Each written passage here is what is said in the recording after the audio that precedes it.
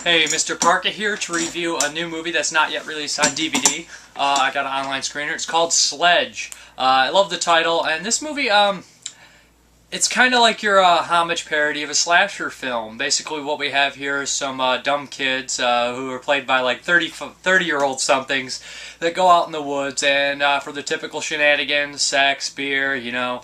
Most of them are very annoying, except I think one character, I can't remember his name, I want to say it's Kevin, or Alex. He is actually a really well-rounded character. He's kind of like a sarcastic jerk, and he never knows when to quit, and he's very charismatic on screen, and I'm sure off screen. I'm sure that's just something he channeled very well, and I think he does an exceptional job as being that sarcastic, witty, slightly annoying, but always funny character. And I think his performance is probably the best, except his performance is definitely the best, but there's also another really good performance in the film, the slasher. And this is kind of funny because the slasher does his cheesy one-liners, but they're so bad they can barely be considered one-liners. He'll kill somebody and be like, "Oh, you got guts, huh?" And just, they're so bad, but it's actually slightly funny, and for some reason it works, I think. I guess retirement came a little early this year, huh, bitch? This clobbering time. Yeah, it's a good one. But the film is aware that it is a bad movie because it has another layer to it of someone actually watching the movie, which has been done. So it's not amazingly original, but it's a nice way to make a bad slasher movie in a loving sort of matter. And it does that here. A woman is watching bad movies that play every weekend, and she's watching them on television. And she's obviously going back and forth, making comments and things like that. There's even a trailer, stuff like that. But I felt that the film's only an hour and 15 minutes, and I don't know if this whole entire film was based on the idea that she'd be watching it, or it was added to beef up the runtime. I'm not necessarily 100% sure on that, but you know, I think that it was a way to show that they made sure the audience knew what they knew what they were doing. In the beginning, there's actually a really nice shot that follows the car moving in and out, and like following the road. I like that shot a lot. They use a really nice camera for the film. And Seriously, pussy much. It better not have been your fucking dick. If I had a penis, that would make mine go soft. Oh my god, Dad. That was the worst. Whatever I like. No, guys, Michelle's right. Michelle's right, because if something bad were to happen, he's the one that has the keys, so just make sure he's back to his kid. Oh, that'd be funny. It's just a joke. Yeah, Dad, get over it. The killer has a unique look. I mean, I wouldn't say unique, but he has a good look for this type of movie especially, and a great weapon, a sledge. Most of the kills, when people are killed, their heads kind of they don't even really show it. It kind of cuts away and hot dogs fly. It looks like hot dogs and blood, which is kind of funny.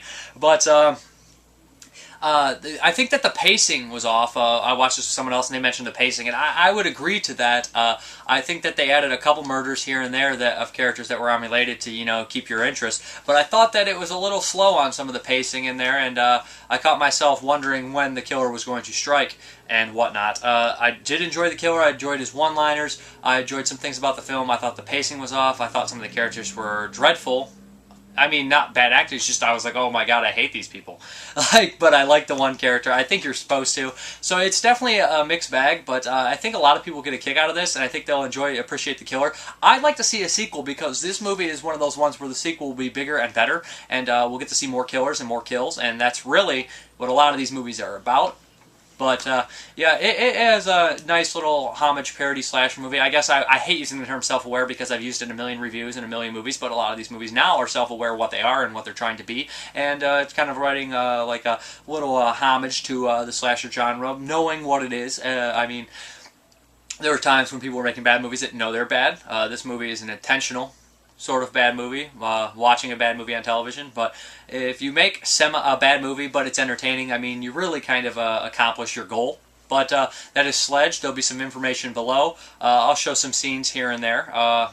Also, I must mention the campfire scene was very reminiscent of all the old slasher movies, and actually it was a really good monologue and it worked really well, and I thought that was one of the best acted pieces in the movie. Fair enough. Fire's fucking hot. So there I was. Jerking off. Alright, sorry. Angie. So, one night, there was a group of kids out camping, not unlike what we're doing right now. They're sitting around a fire, drinking beer, eating s'mores. They heard a noise in the woods. Thanks, babe. Yeah, learning to pay attention. I'm sorry, I'm paying attention. They heard a noise in the woods, okay? This one guy went back there to investigate. Meanwhile, the two couples left the fire to go have sex or whatever the fuck they were gonna do. When he comes back... Ah, that's Michelle and Sean.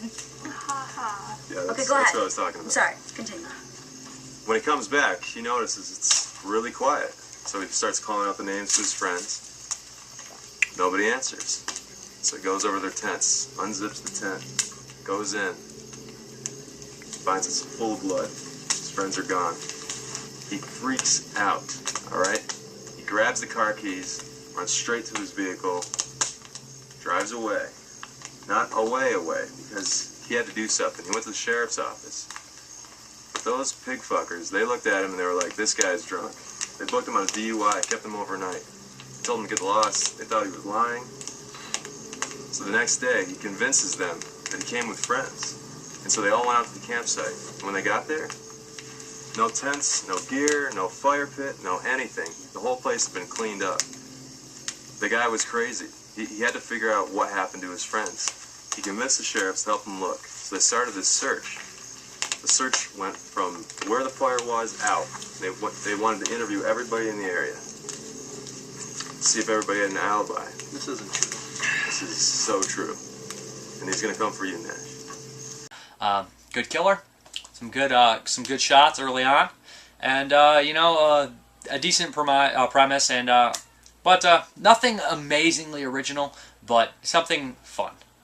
Thank you very much. Have a good one.